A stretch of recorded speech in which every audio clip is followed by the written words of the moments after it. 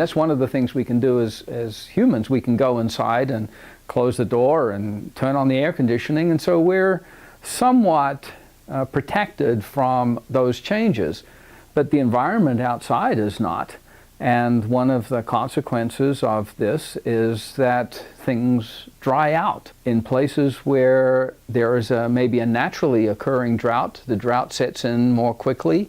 It gets drier, the risk of wildfire goes up.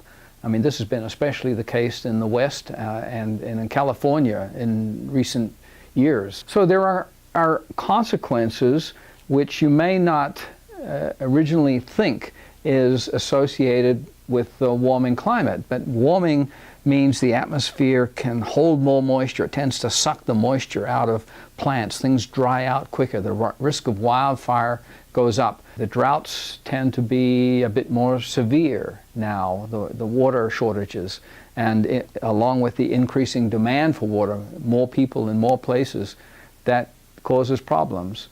On the other hand, the other side of the coin is where it is raining, there's more moisture in the atmosphere that gets carried around by the winds, and it rains harder. And so the disaster that we've seen recently in Louisiana with tremendous amount of floods has had major economic impacts there. But it's not just there. There were floods earlier in Houston, in Texas, and major floods in Missouri in November, December of last year, all along the Mississippi, in fact.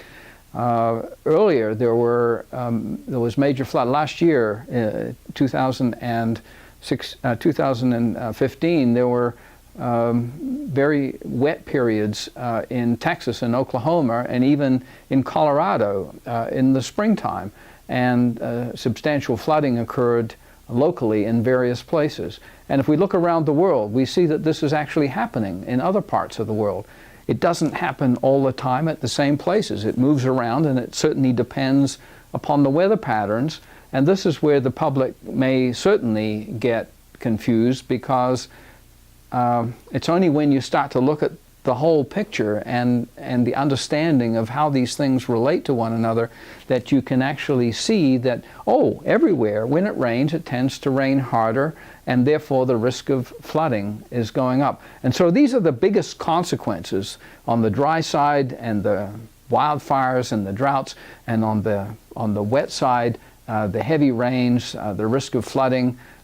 This is especially the case in certain circumstances, such as when there are major typhoons or hurricanes. Even a relatively modest hurricane can leave quite substantial flooding behind it. This is the heavy rained aspect, which is directly related to the fact that there's more moisture in the atmosphere.